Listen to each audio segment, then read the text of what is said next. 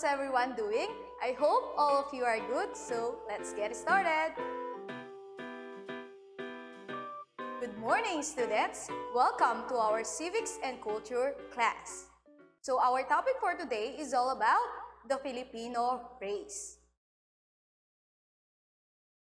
When do we say Filipino race, the Filipino people consider the country's most valuable resources because they share the common aspiration of preserving the cherished freedom, customs, traditions, and self-identity.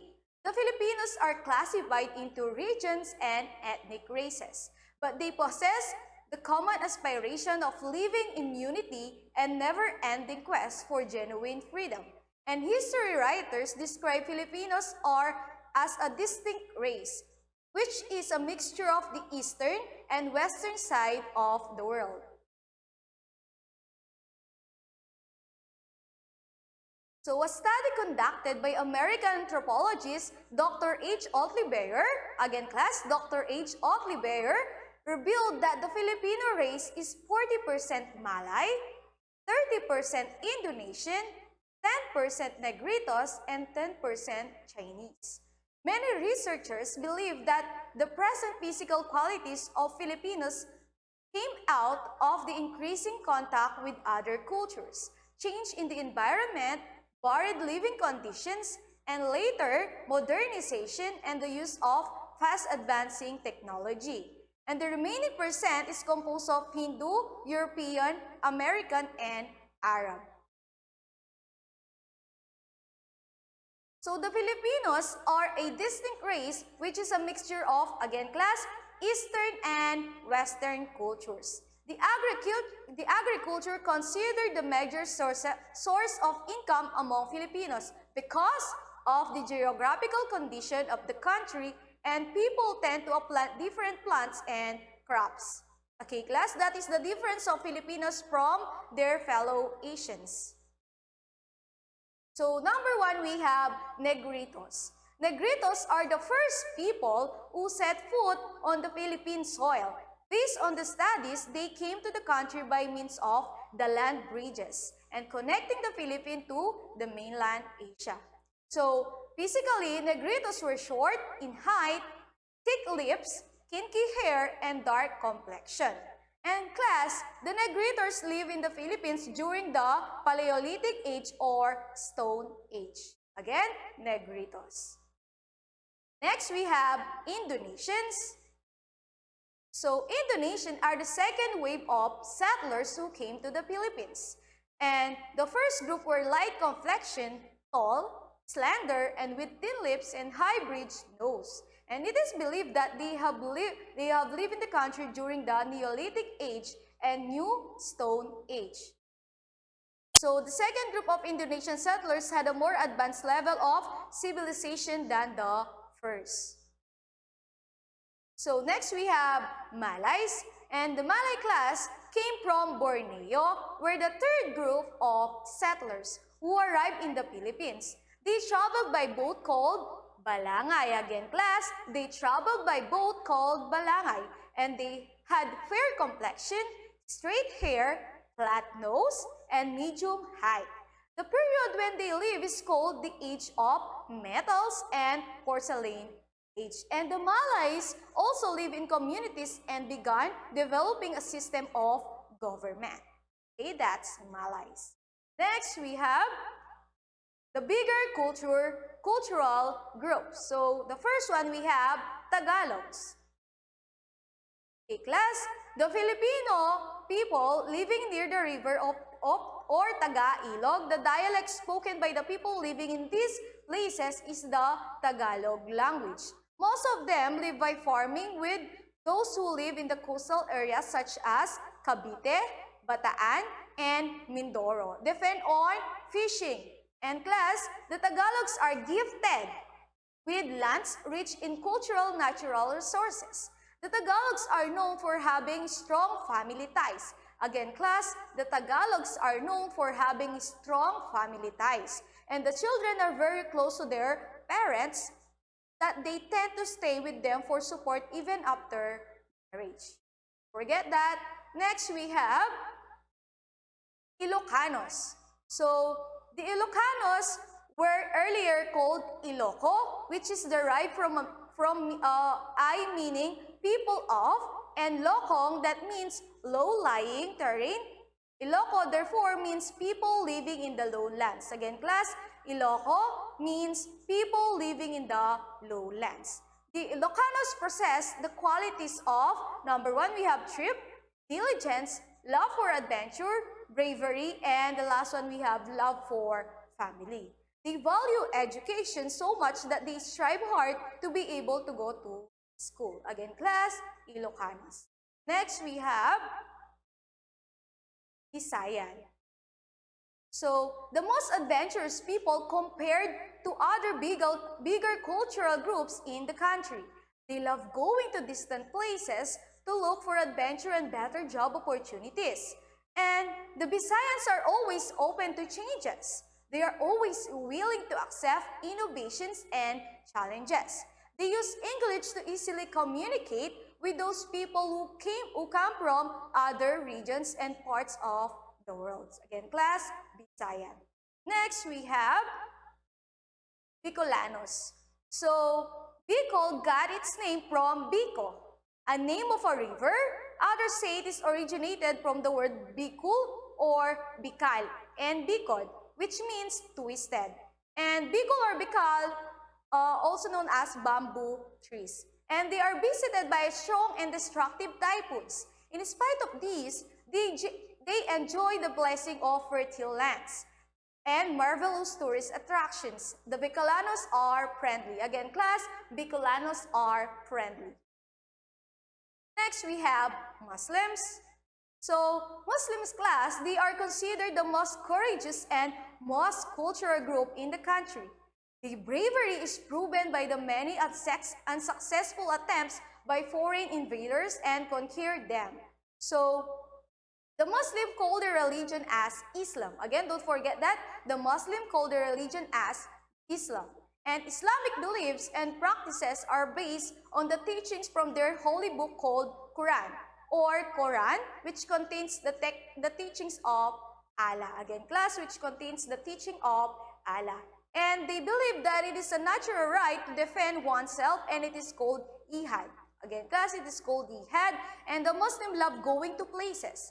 They sail in boats called bintas. Again, they sail in boats called bintas. And when we say Allah, means God. Next, we have Maguindanawans, and they are also known as the people of Flad. People of Flad, they live in the basin of the Pulangi River that flows toward Ilana Bay. And they also possess a very colorful culture. At the present, their cultures is an integration of their old customs and traditions with those of the Islams. And Maguindanawans live by farming, fishing, and trading.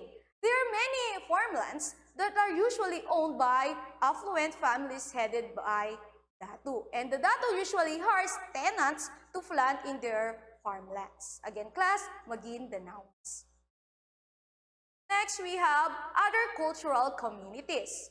So the first one is Aita. So the word Aita comes from the word it, which means black. Sometimes they are called Aita, Agta, or Ata. Most of them live in the mountain of Luzon, particularly in Zambales. And the Malays also live in communities and began developing a system of government. Next, we have Badjaos.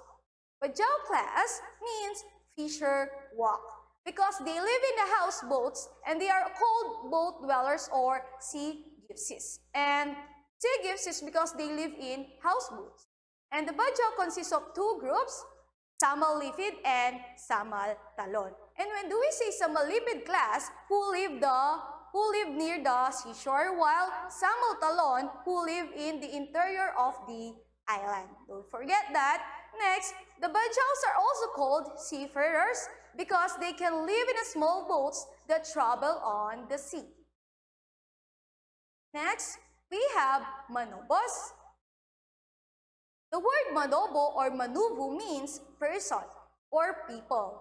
They usually live in the hillsides and the valleys of Mindanao. And a Datu or Timuay, when do we say Datu or Timuay class, means chieftain. And leads a Manobo community which is composed of 4 classes. Number 1, we have Bagani. When do we say Bagani is the one who defends the village and fights during battle. Next, we have Baylan. When do we say Baylan? Is their male or female priest or healer. And next, we have commoners. When do we say commoners class are the farmers. And last, we have slaves. Okay, when do we say slaves are the ones who are sold to work for the rulers. Okay, don't forget that. The 4 classes, we have Bagani, Baylan, the commoners, and the last one we have slaves. Next, Tasadays. So, they live in mountainous rainforests of South Cotabato. The Tasadays defend so much on the plants around them for food, and they treat each other equally. Again, class, they treat each other equally, and they work on the principle of preserving a close-knit society. And they do not have any leader. Again, class, the Tasadays, they do not have any leader. Their culture used to be very intact, but now they are gradually adapting themselves to new things. Okay, that's the Tasadays. Next, we have Tausug. Okay, Tausugs is taken from the word Tau, which means man, and Og, which means current. So, therefore, means people of the current. Again, class, Tausugs, people of the current. And they speak dialect called Bahasa Sug. Again, class, they speak dialect called Bahasa Sug. They harvest fruits such as lanzones, durian, jackfruit, and mangoes. They sell these products to town markets, especially to the palilitu or middlemen. And the Tausugs are believers of the Islamic faith. And the religious day of visiting the mosque is Friday, and they call their local leaders Maharaja, Nakib, or Panglima. Okay, that's Tausugs. Next, we have Bagobos. The word Bagobo means newly formed people. And the Bagobo live in a coastal region of Davao Gulf. The Bagobos believe in gods and goddesses. They believe that they live in the heavens above the skies.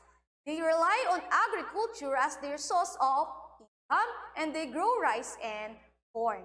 So, for domestic purposes, the men and women strip hemp from abaca.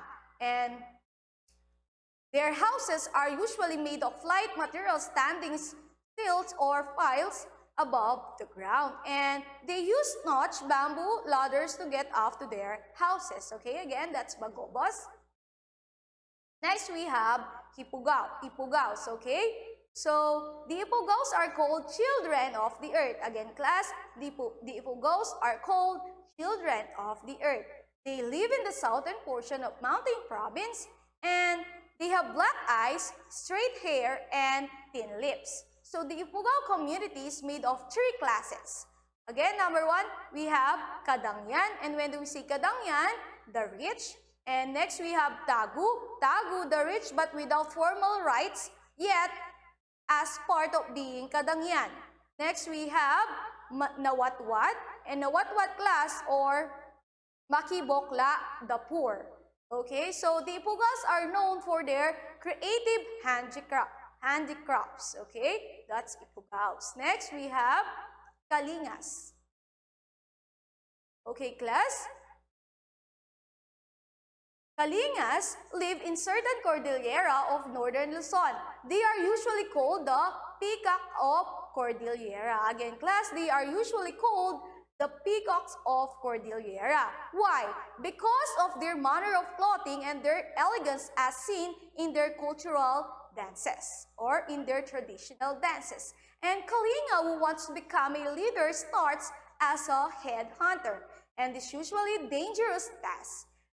The become a leader by means of acquired wealth and a wise decision is settling disputes between 2 disagreeing parties. Again, that's Kalinga.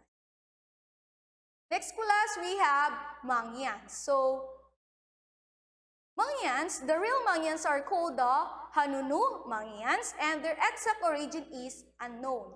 Today, they are found living in interior portion of Mindoro.